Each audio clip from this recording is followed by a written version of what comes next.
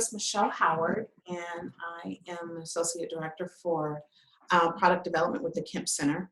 We're waiting for people to populate from the waiting room coming in. There's about 73 people that will be in this session today. So we're just waiting for everybody to come in, and then we'll get started.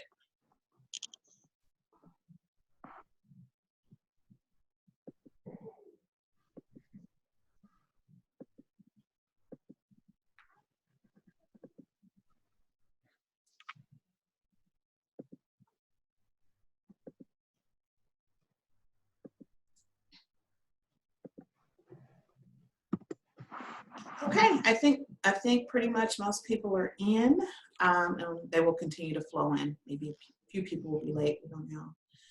Welcome again to our first virtual village with the Kemp Center. We wanted to create this space because we are in unprecedented times where there's a lot of anxiety, there's a lot of fear, there's also hope. There's just a lot of energy around what's happening in our world right now. And you all, many of you are in the fields of working to keep children safe, working to keep people alive, working to protect people through law enforcement, whatever that might be. Many of you are doing that difficult work. So we just wanted to create a space, an opportunity for everyone to come together, to create connection, have a conversation, and kind of learn from one another how to support, how to be of support, how to be what we're needing right now in our world, how we can sort of set the stage for what that looks like going forward, sort of planting the seeds for harvesting at a later time. So this is what we want to begin with now. And I just want to open with a couple of housekeeping things, just in terms of how keeping yourself on mute. This is going to be recorded, so we want to cut down on as much background noise as possible. So keeping yourself on mute unless you want to share will be really helpful. There are times we're going to invite you all to share verbally. And if you're willing to do so, we'd love to hear your voice. And you can also chat your comments. Casey Matz is going to be sort of monitoring the chats. So if there's anything there that we can bring forward, she's going to be looking at that, looking at themes to bring those forward in the conversation. This space is not an opportunity for us to give you answers, to tell you what to do. It's a conversational space, an opportunity for you all to have those discussions and get some resonance around what you're experiencing with one another. I mean, experiencing in the world and having that conversation with one another. If you have any questions related to resources or anything that's technical related, you can feel free to drop that into the chat as well, and we will review that later and try to connect you to the most appropriate resource going forward. But it might not be something that we'll have time to have a discussion around today. So with that, I'm going to hand it off to Kathy, our Executive Director for the Kemp Center. She wants to say a few words and introduce our presenter as well. Well, hello everyone, and thank you so much for being here. We are just thrilled that you responded to our invitation and took a little bit of a chance in just being willing to join us and share your really valuable time with us and with each other. Just a tiny little explanation about what our intent is here. In the last few weeks, we at the center have been listening, and we've been listening to what we're hearing in terms of conversations in the multiple different professions that are serving family and children, specifically related to the prevention and treatment of abuse and neglect. And we've heard many conversations that are often happening specific to a profession in trying to address what's happening related to COVID-19 and related to how this is impacting the professionals that we work with, our systems, and our kids and families.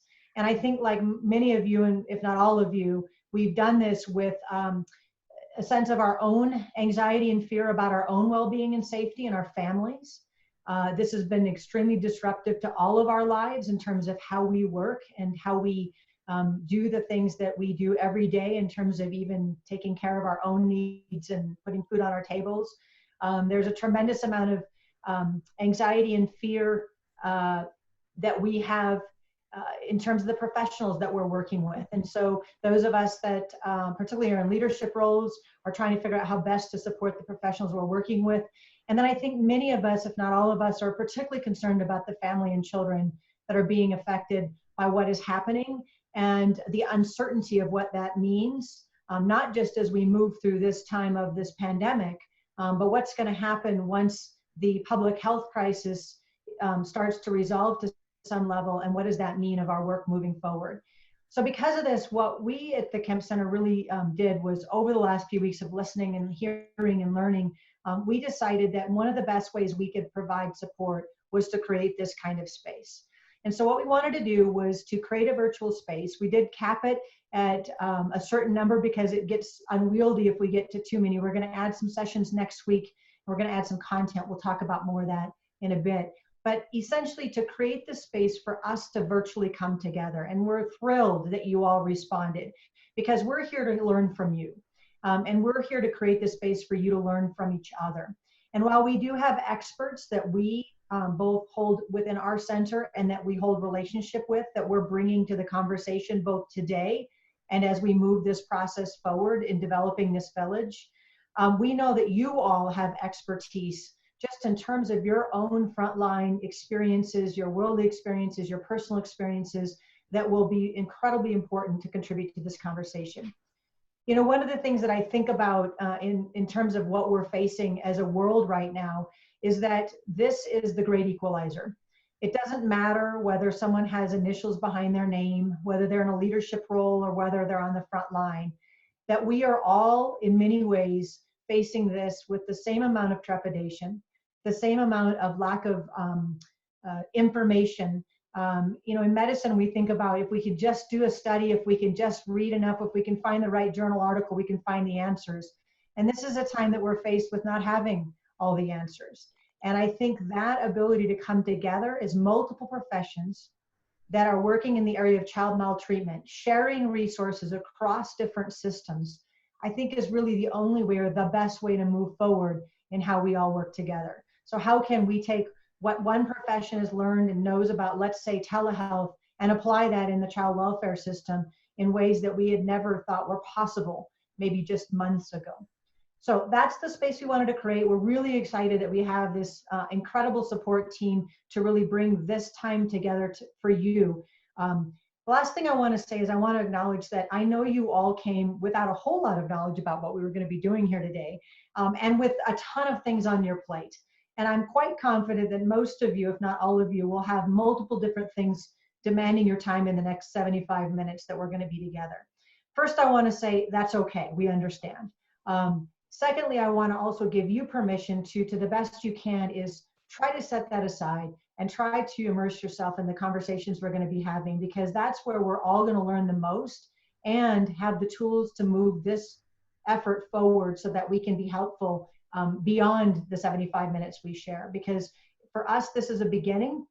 We will be having many more opportunities like this, and we want to make it opportunities that are most beneficial to you. So with that, I want to introduce the speaker that we have for you today, who will be spending some time together, and then we're really going to work to tee off of the things that Dr. Berkowitz shares, and hear from you, create some space to do some shared learning, and then talk about next steps. So with that, Dr. Steve Berkowitz is a child psychiatrist at the University of Colorado Department of Psychiatry. He is a partner with us at the Kemp Center. He has extensive skills in understanding trauma, impact of trauma, disaster response, and resilience, as well as and that impact in child maltreatment field. So we're thrilled that he offered to spend some time with us today to share his experiences and give us some tools that we can all, I believe all of us can use as we move forward into this journey together. So thank you for being here. We really appreciate all of you and your time. And Dr. Berkowitz, it's all yours. Thank you, Kathy, and good morning or afternoon to everyone, depending on where you're calling in from or zooming in from. So I'm gonna just set the stage for the conversation for the next 10 or 15 minutes. Let me just say a couple of things. I think you've heard it, but none of us as far as I know, were prepared to work under these situations and circumstances. Whether you are working in the field or in a practice or virtually from home, things are very different than I think we ever anticipated.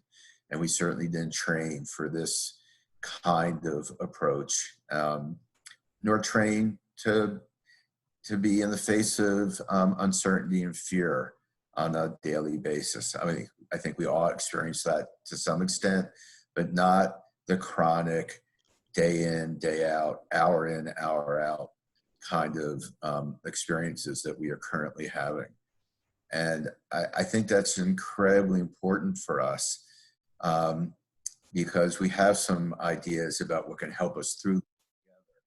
And I think that's really important. And it's the connectedness and being together that this forum permits, that I think is one of the major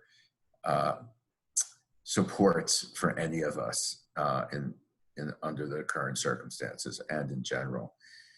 So I'm going to tell you about two stories that I heard over the last week or so that I think may resonate and get us into the mindset.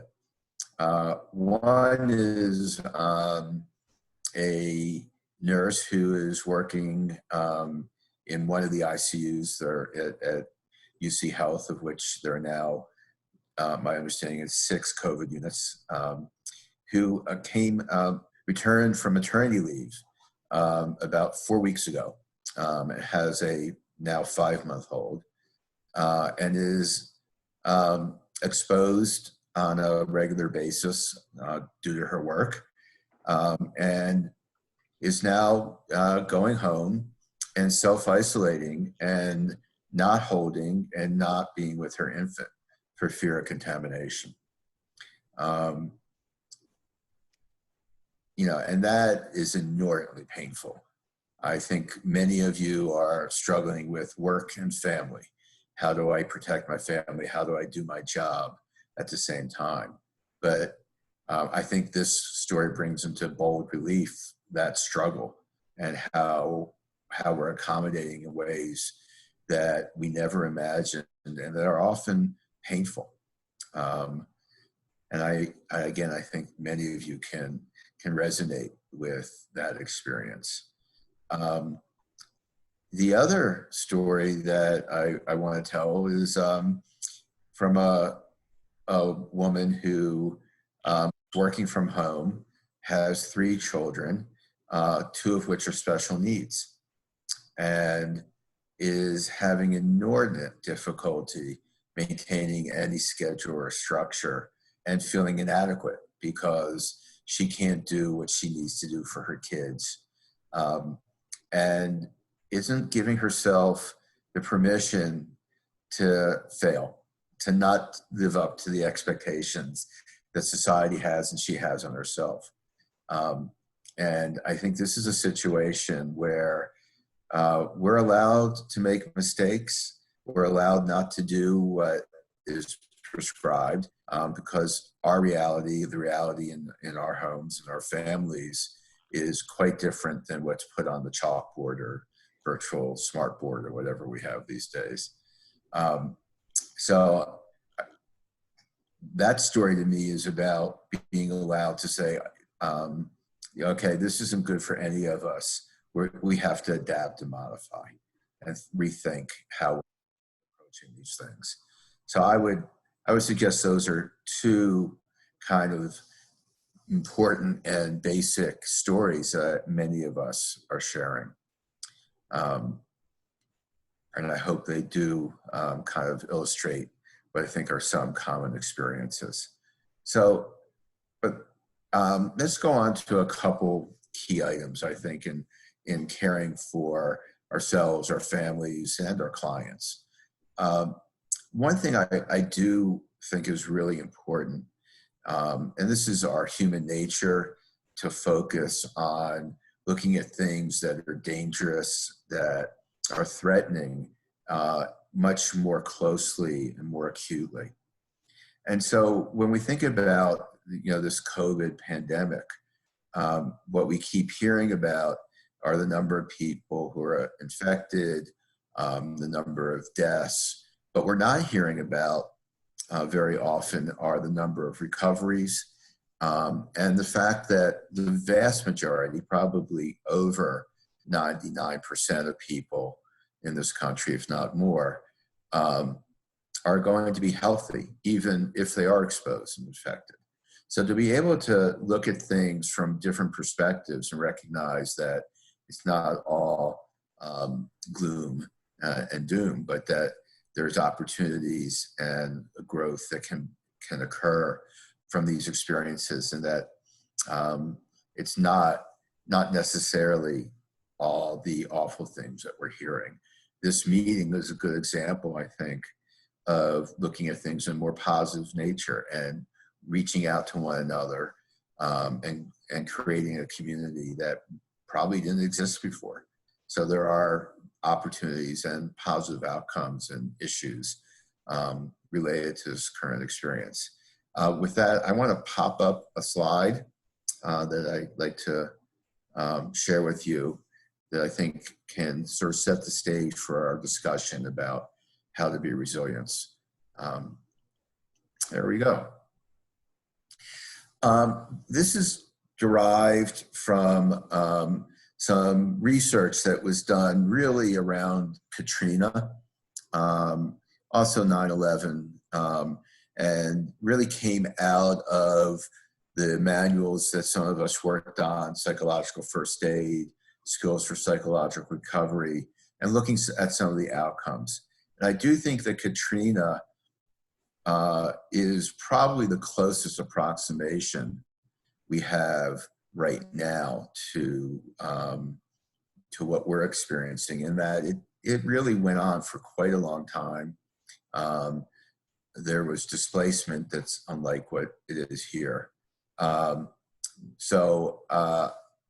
I think that's it's a useful way to think about our current experiences. So the idea here is that there was derived 5 key elements really in mass disaster situations. And I think we can think of this pandemic as a mass disaster situation. I will say that it's not the classic idea that there is a traumatic event and experience that then resonates and evolves. This is a much more erosive, chronic kind of stress. So being trauma informed is appropriate, trauma focused, probably less so, though there will certainly be those people who have clear traumatic exposures. So let me just really, look at these 5, and then we can open it up to the group. So the idea of having a sense of safety, not so easy these days, but there are things that we can do. We all know that we're doing social distancing, the stay-at-home orders, having adequate PPE, and then I know that will be a discussion going forward. Who has it? Who doesn't? And I think that's an important question and issue. The ability to calm. Distraction is really good. Don't think that distracting yourself is a bad thing. I do recommend less intense kinds of distractions, more comedic, more fun. There's great research to suggest that humor and laughter are really helpful under stress and protective, and actually enhance your immune response. So laughter is good. Mindfulness, really staying in the moment, staying within yourself, giving yourself that opportunity to do that. Really useful as well. And probably that having those supportive conversations with friends, colleagues, peers, and in this forum today. Social connectedness. I actually think that this is probably the most important area for us in general. We're social animals, and we need that connectedness. Obviously, the physical connectedness is hard to accomplish these days, but that doesn't mean we can't have emotional connectedness. And so having these virtual discussions, virtual happy hours or games or other such things, if you have kids, virtual play dates. I also want to add to this that one of the things that we really have to think about is a risk-benefit approach, particularly for those who have kids at home and are struggling to maintain them. If there's a breaking point, if you're feeling overwhelmed, I think to think about, is there an option to have a connection with a neighbor and extend your family, so to speak, if necessary, thoughtfully and carefully, but that's something to think about. Whether, you know, the dangers of infection versus the dangers of losing it, of having a hard time at home with family members or other people in the house that may lead to some really negative consequences. So always worth thinking about what is the risk and what is the benefit. The sense of future, you know, making plans in and of itself is a sense of future. Enjoying the outdoors, looking at the things that are growing, planting, as was mentioned, and harvesting. You know, those will come up in the summer. Making plans for the summer or maybe for the fall, depending on how this goes. But, you know, really thinking about what's next rather than only focusing on the stress and difficulties at the moment. And then feeling effective, having a sense of efficacy, you know, creating your contingencies. And for most of you here, you are doing absolutely essential work that needs to occur, and you are being very effective regardless in the face of really, you know, just unprecedented difficulties. Are you being perfect? No, none of us are, ever. But just doing what you're doing is remarkable, and you should all feel effective and proud of yourself. So with that, I'd like to open it up to the forum and the chat for discussions, and back to Michelle. Taking myself off mute. Thank you, Steve. Now, we do want to open it up for thoughts, questions. Just think about what's resonating with you most right now from what Steve offered. And share that aloud. If you want to raise your hand, we'll try to catch you and call on you. And you can also note what you are thinking or a question you have in the chat box, and we'll try to catch that as well. I think it's printed out over there. Okay. Oh. I'm not sure who's speaking, but we're having a difficult time hearing you. What? Get closer to your mic.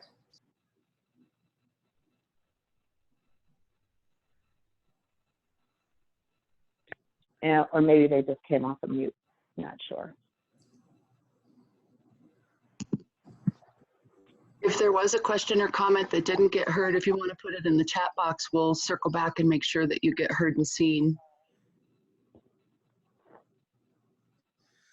Well, there's two chats questions. One was, could you please repeat my rationale for thinking of this as a mass or collective disaster, having trouble defining the specific type of trauma. So me too. I think the one way to think about what we know about mass disasters, particularly natural disasters, which this is a sort of natural disaster. There was no perpetrator. There was nobody who was an intended victim, so to speak. Is that when you look at the research and literature on these, very few people actually respond to the event itself. It's more the ongoing and continued degradation of the community or society. And I think that that's what we see going on here, is that it's really affecting our daily lives in ways that we did not anticipate. Going to the store, not being able to go to the store, so on and so forth. So I would think of it more along the lines of how we may think about chronic stress and the impact of chronic stress, that eroding impact, and to think about it as that cumulative trauma day to day that we're experiencing. So that would be my way of kind of equating this to a mass disaster kind of a model. Again, I think that, we have a language issue with trauma and what that actually means. But I think that if we think about this as a chronic exposure to stress that can cause a negative impact on our functioning, that might be the way to understand it best.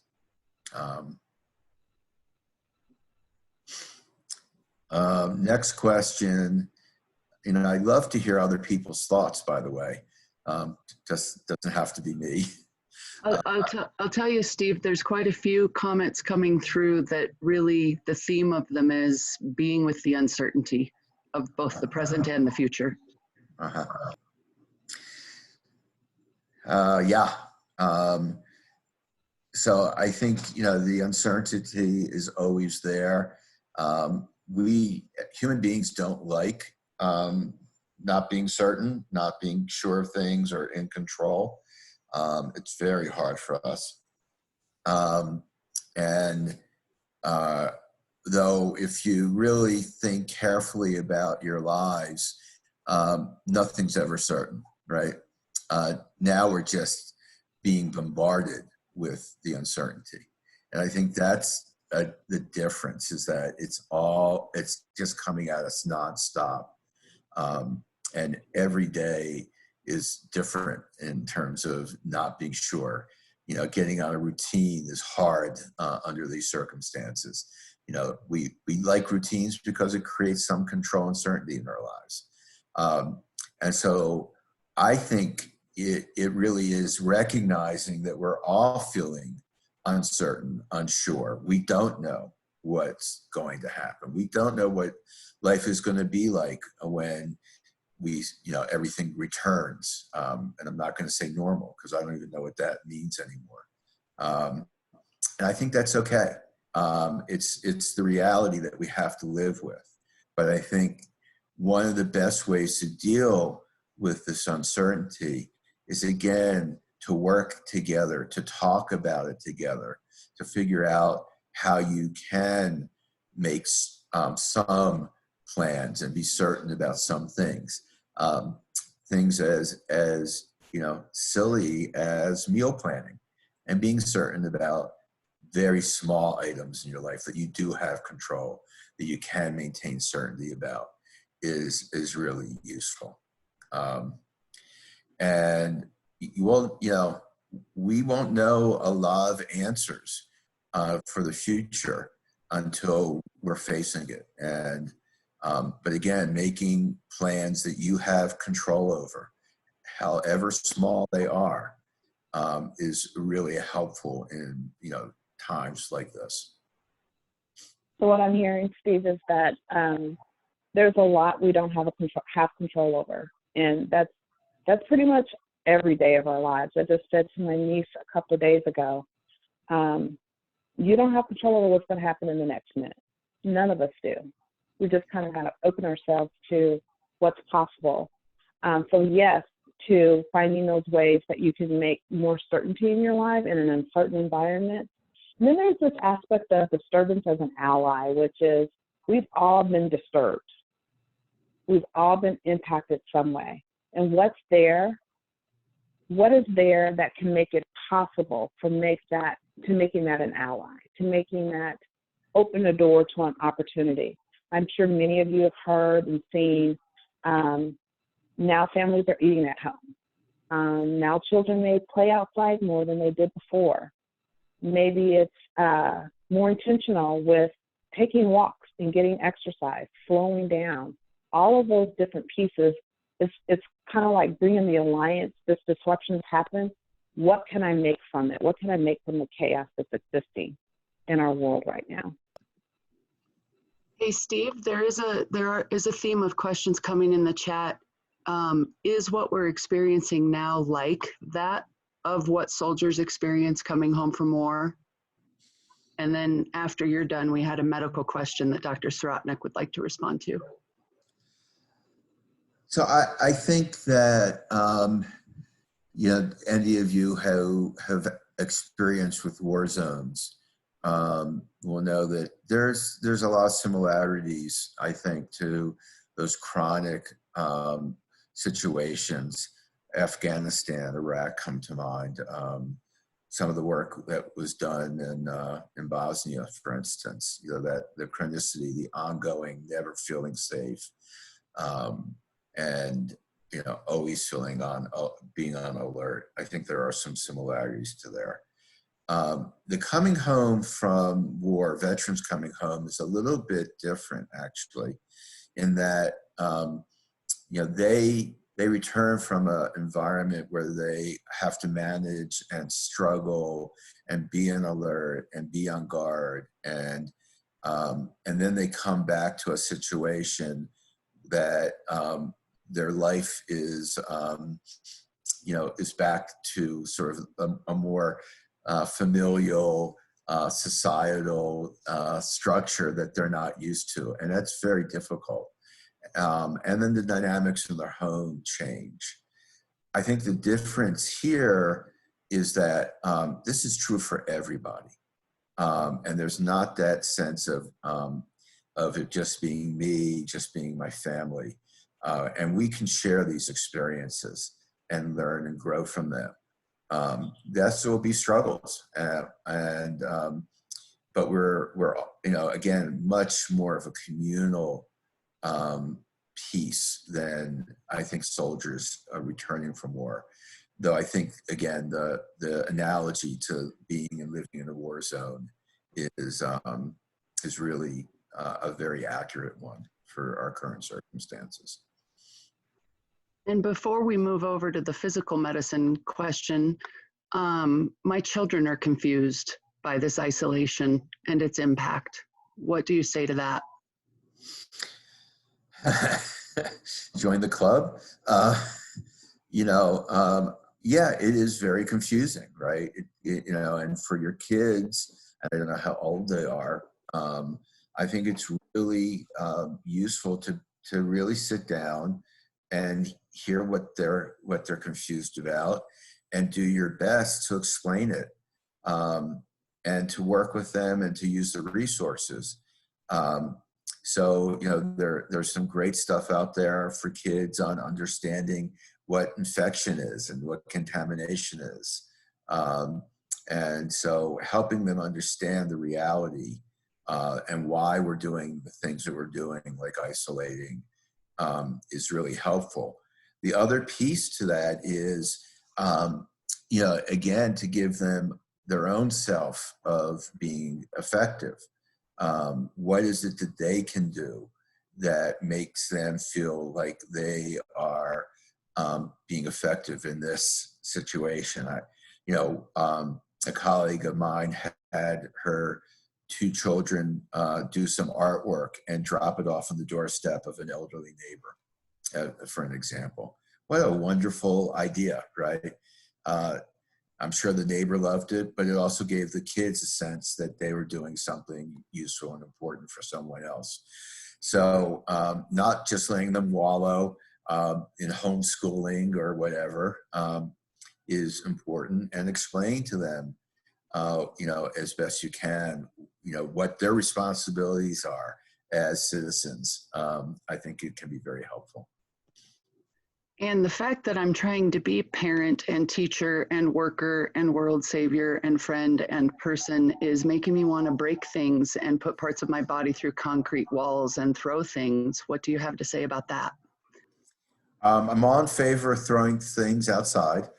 Um, you know, I don't know if, depending on where you are, you know, I know it's beginning in Denver where people are taking the 8 o'clock time to make noise and howl.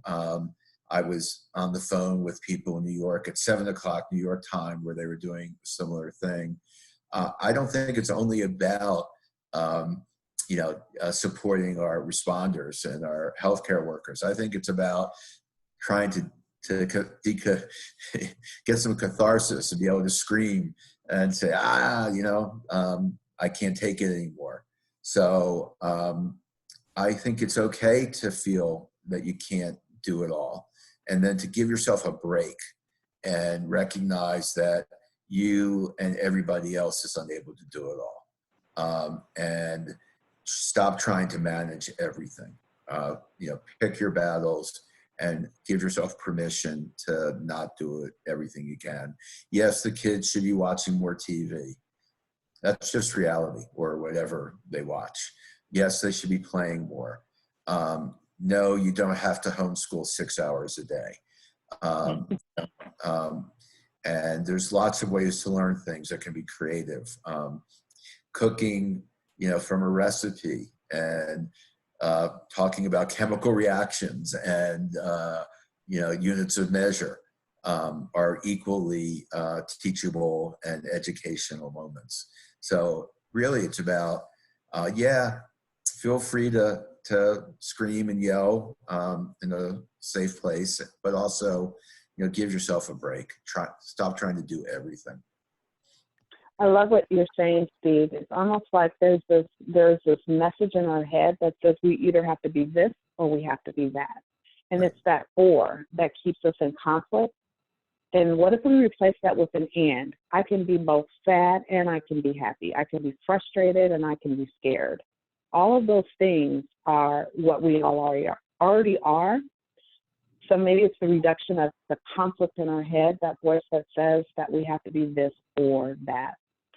I know there was another medical question from Dr. Slotnick for you, Steve, but I also recognize that Kathy wanted to share something as well.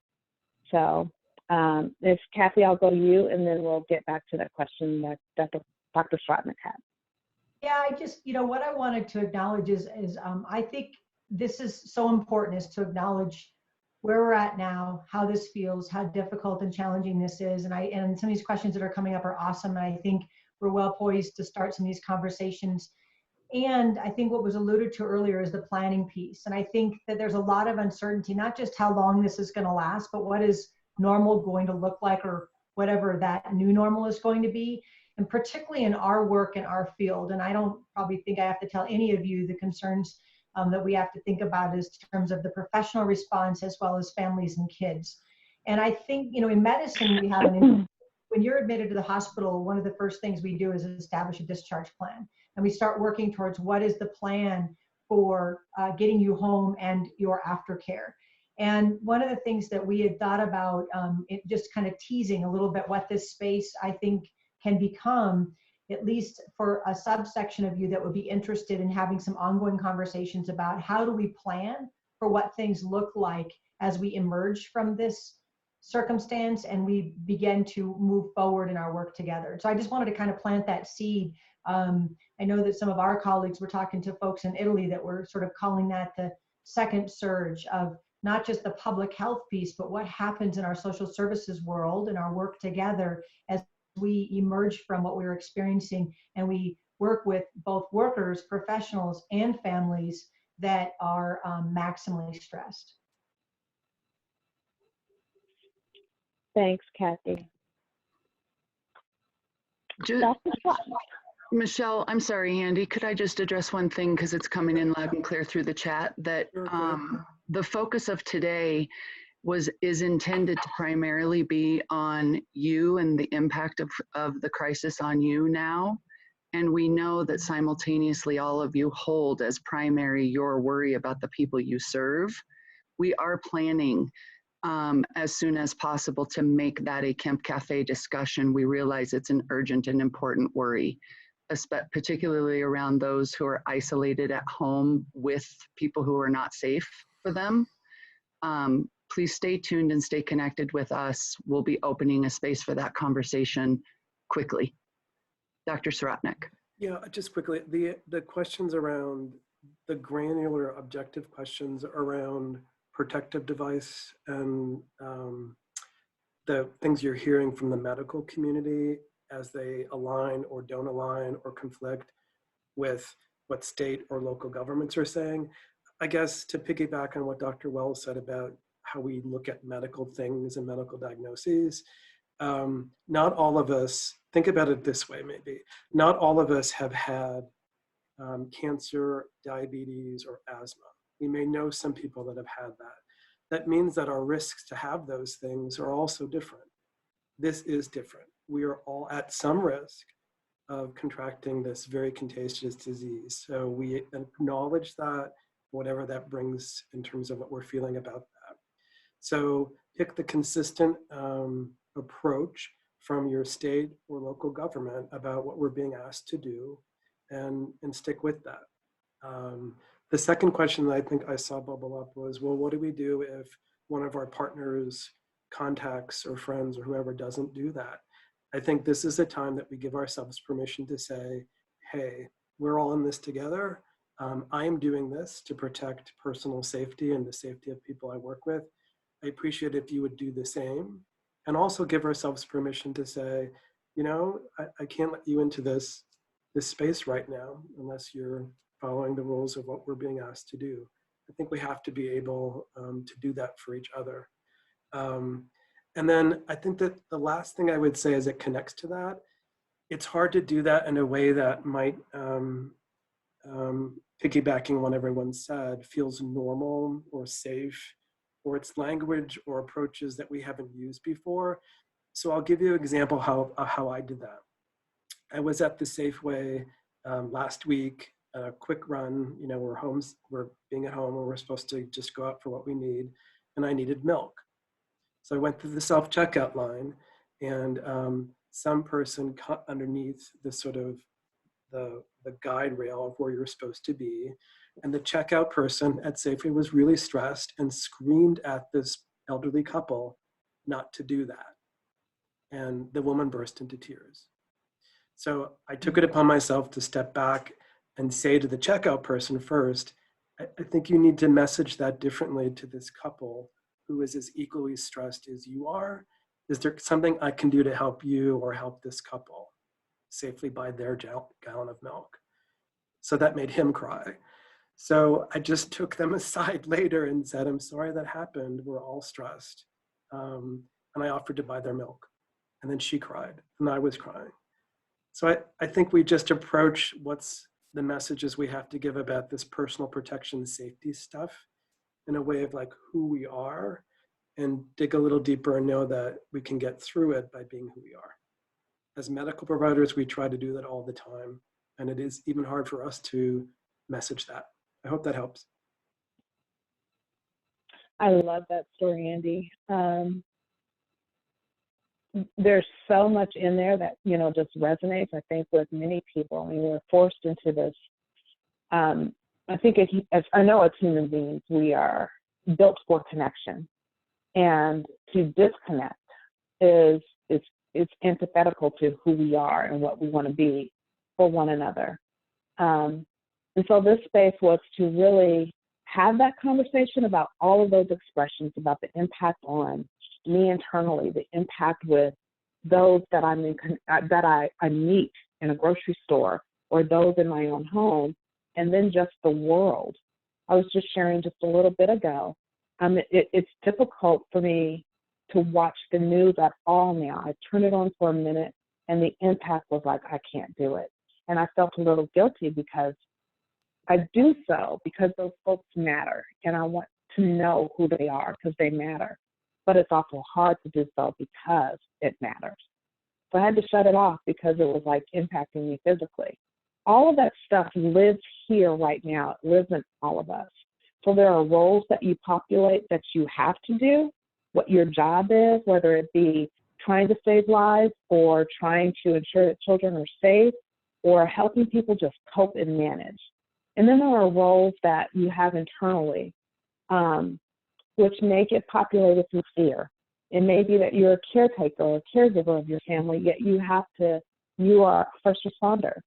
Or maybe you're in a position where you are having to do more than you felt like you knew how to do. You're being asked to call forward and not feeling like you have the experience to do what's being asked of you. All of those things are swimming in our world right now.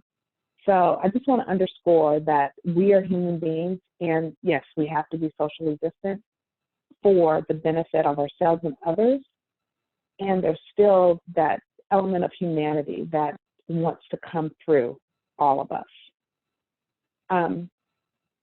I want to ask now that I've designed an opportunity for you all to go into small groups and have a discussion about what's working for you, what's not working for you, and also what you're needing right now. If you were to let go of the stories that you're maybe not enough, you don't know enough, or whatever that might be, whatever's familiar in that language, what would you ask for, and who would you ask? We're going to put you all in a small groups to have that conversation. But I also recognize that this is a really robust conversation here, and you might be getting just as much benefit out of that. So I just wanted to open the door to kind of get a sense from you all what would work best in this moment. This is what I call dancing in the moment. So you can have a plan, but it's uncertain. So you have to kind of move forward with the next step in that uncertainty. Perfect example of what Steve was sharing earlier. What's needed now? And I will say that we really appreciate you all putting a question, an issue that you wanted to sort of come away with from this experience, overall. And so we've gone through those as well, and we're taking all that into consideration in terms of listening to what you need. But this active conversation is really important.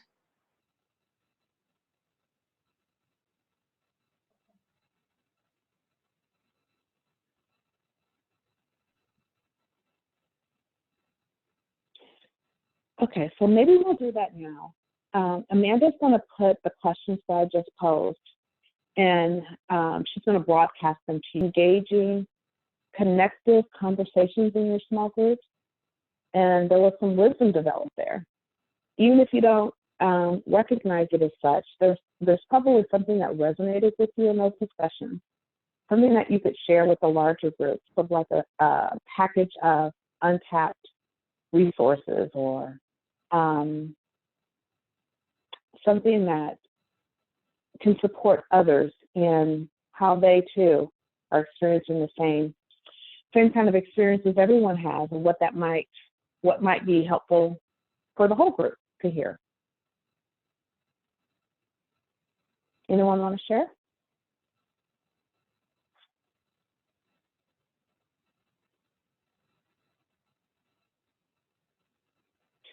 I just read the chat. We were trying to think outside of the box and make it through this, it disappeared, this weird time we're in.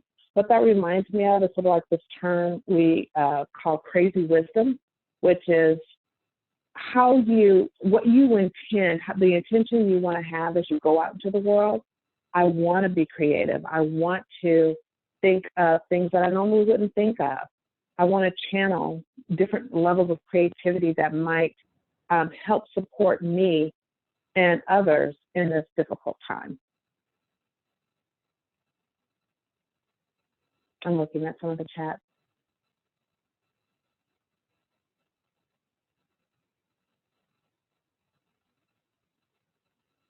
I will say I heard a couple of things that I think resonated. One is I think how we're in this new world of having, we talk about work-life balance, yet now we're not, I don't think I realized I was missing my commute, because it was actually a time for me to frame myself for work and then to disconnect on my way home. And now my commute is walking up my stairs. So I think just acknowledging that this is a difficult time for people to try to even when it's now more important than ever to find that balance, especially when we're helpers. And so we I think I even saw a chat earlier about we just sort of then just work harder and work faster and do more, because that's what I think gives us some comfort. But in fact, it's probably one of the things that gets in the way of our ability to sustain this long term. And then the other thing that I just heard in terms of needs is just hearing from caseworkers, how is this impacting our work differently, and how is it, we know it's impacting our clients and the folks that we're working with disproportionately, depending upon what their circumstances are, and how are we maybe interacting with them differently. And I love that someone just made the comment about giving the families the option of whether or not people would wear a mask or not. And so I think that, you know, just acknowledging that, are we doing our work in a way that is actually creating separation with the very people we're trying to be connected with, in service to each other and in service to our clients? Absolutely. What else is out there?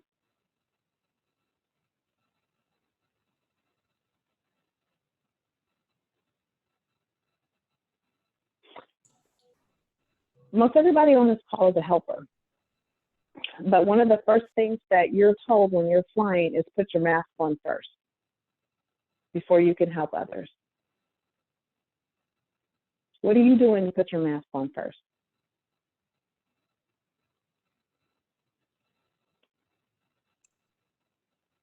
I think one of the things that that we talked about in our group was to set up a timer and to kind of take that break and get up and transition, do something else if you have to come back and continue working, and just kind of go, if your family's home, you know, have those touch points with your family, pet your dog, and then get back to work. And that kind of, for me personally, gives me the opportunity to, you know, stretch, take a break, take a breath, and then refocus on whatever it is that I have to do. Right. Thanks for offering that, Maria, because what this is, a colleague of mine, Dan, is on this call. He introduced us to this concept of reciprocity circles. So what you just offered is something that somebody else can take away and try to employ in their lives. So it's just a gift. It was just a gift that you just offered. So thank you for that. What else is there?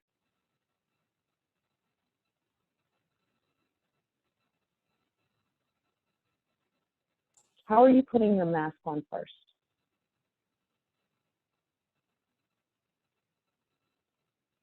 We also discussed in our group, I was in the same group as Maria, but putting things away at night, putting them out of sight. You know, something that I had shared was if I see my computer, I instinctively just want to check in and see what's going on. But taking the time to put away anything that you might be working on, so that way it's not on the top of your mind as you're walking through your home, because your home is your workspace now, can be a good way to set some boundaries. Thank you, Mary.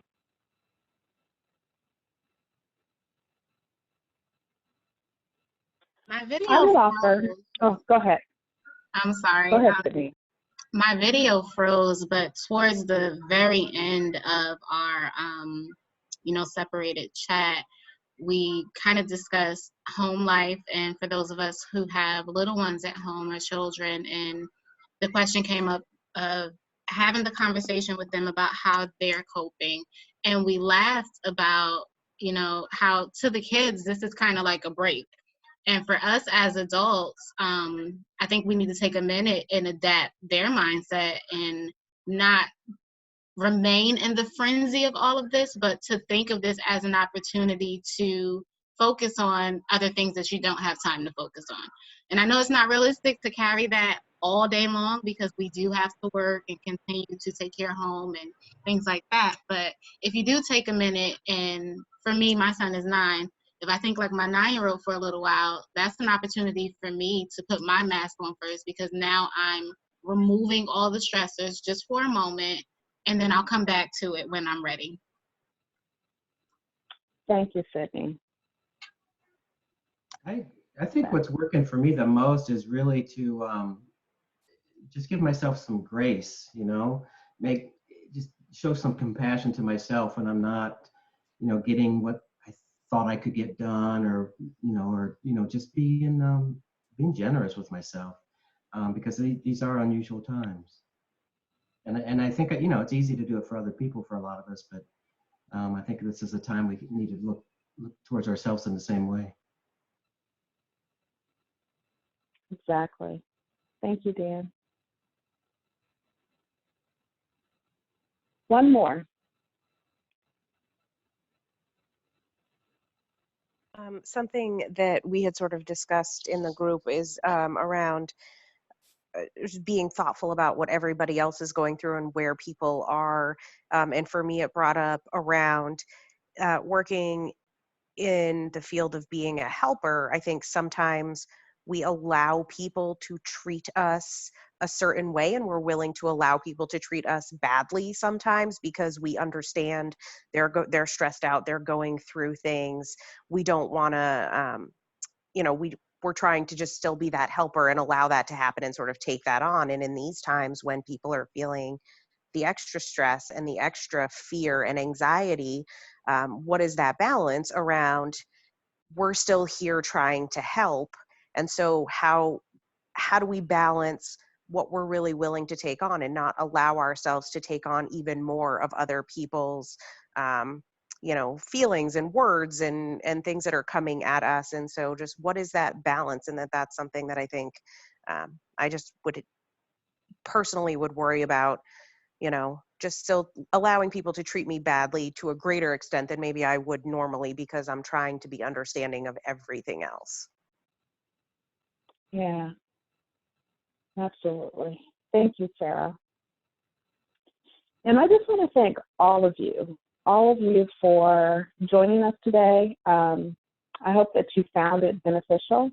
I have one more request before we end.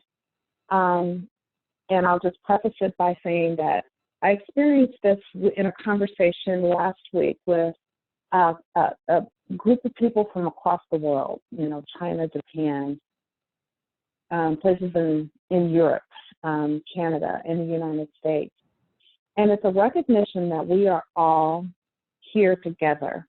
And though we may not be in, physical spaces with each other, I just want to ask you to take a moment and push your hand towards your camera by way of connection with all of those on this call.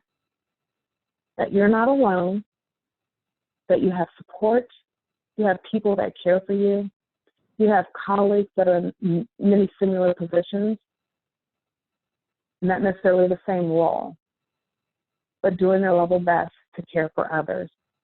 And most importantly, working to care for yourself as well. This is the connection that we want to build for all of you. So breathe that in for a moment. We're all here with you. We are at the end of our time. I want to thank you all again, and I want to ask that you all complete the survey that, I'm not sure, Amanda or Casey, where that survey will be populated at. We're putting it in the chat box now. Okay, being put in the chat box. But before you disconnect, if you could complete that, and then make it a great day. So one last thing is I will give you, you will be getting an invitation. So next week, Dr. Barbara Fallon from University of Toronto will be joining us for a similar session. She'll be talking about a literature search that she did around pandemics and child welfare experience in pandemics. So I think that'll be a very interesting conversation. So you'll be getting that invitation as well. Thank you so much for coming. Thanks, Michelle and Casey behind the scenes and Amanda behind the scenes for helping keep us on track. As Michelle said, the survey would just be super helpful to hear from you what was helpful, what would be helpful moving forward. We really want this to be hearing what your needs are and what we can bring to you to support you. Thank you for what you do. Take good care of yourselves. Please stay connected with one another.